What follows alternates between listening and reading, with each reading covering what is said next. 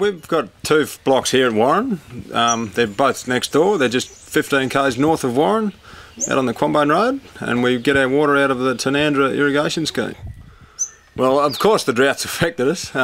Everyone's been affected to a certain degree, and irrigation has obviously been affected more so than the dryland farmers in this district. Income from irrigation in the last couple of years has been almost insignificant. This year we've got no cotton. Last year we had a small area of cotton. We had 170 hectares last year. And the year before that we had no cotton, and the year before that we had 130 odd hectares of cotton. And so water sufficiency is obviously pretty important. What have you done over the last couple of years on this property to improve your water sufficiency? The drought has undoubtedly brought water efficiency to the front of our planning and operations, and for obvious reasons. Well, when there's less of it, you've got to work out ways to make it go further. But yeah, we've cut all our kilometre runs into 500 metre runs. We've clay lined our storages that leak. We've clay lined channels that leak. We've got all the dead water out of our storages by levelling the bottoms and grading them so that they're totally empty. Whereas a lot of the reses that were built years ago were sort of just built with the cheapest dirt. And then in 2004 we bought Bellevue next door, which had an old drip system on it, and we decided to revamp that system. It was an old early system which had a few problems, and the tapes needed replacing, and it was on a 2 metre bed system, and we took it back to a 1 metre bed with a new Toro tape. And since we've had that in, we've only grown one crop, which was last year. So we've been writing some big cheques for infrastructure that we've not really used. We've spent in excess of $500,000 in the last sort of 4 or 5 years on water efficiency. A big chunk of that was on the drip system, about $330,000 for 115 hectares. But we sort of got a cheap system out of it because the pump sites and the pipes were already there. That just involved replacing the tape. But a surprise I guess we got was after we'd replaced the tape.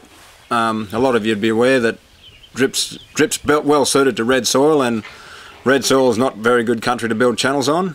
And the first time we sort of filled the channel up that the drip pump sucks out of, we realised that it dropped about 1 metre overnight. And the next job we had on the list was to clay line that channel, which cost about another, I think by the time we'd finished it all, it was about another $80,000. But now we've got that problem sorted and the drip system up and running. It was certainly last year we produced a pretty handy crop of cotton off it, although it didn't save us a lot of water compared to our flood crop, but it did grow us a lot more yield. Can you tell us what the yield was in compared to the flood crop that you grew last year? The flood crop we grew last year was an exceptional season, as everyone knows, and our flood crop last year averaged 12.6 bales to the hectare, and our drip crop averaged just a shade under 14, wow. Which is almost the 6 bales an acre.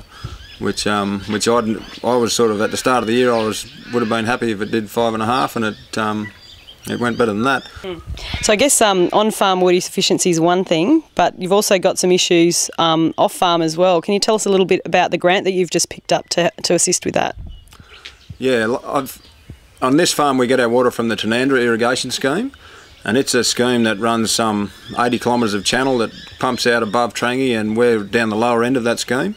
And in the last couple of years our savings on farm have almost paled into insignificance with the losses we've been getting on our channel in low water years, because obviously the lower the meg's pumped, the higher the losses. So we've been getting some horrific losses, and when there's only 10% of the water being pumped down the scheme, the losses have been as high as 50% on some flows for a small amount of water down an 80 kilometre channel, which I'm sure most people would understand the physics of that and how ridiculous it sounds. But just recently we've applied to the Modernising Irrigation Australia grant, and we've just received a grant for $120,000, which will hopefully, this is the first step in the I guess the sequence of upgrading it to something more modern and to hopefully reduce losses. So in the next 2 to 5 years on your farm here, what do you see the major challenges being in terms of water use efficiency? A major challenge for us is certainly going to be our delivery system.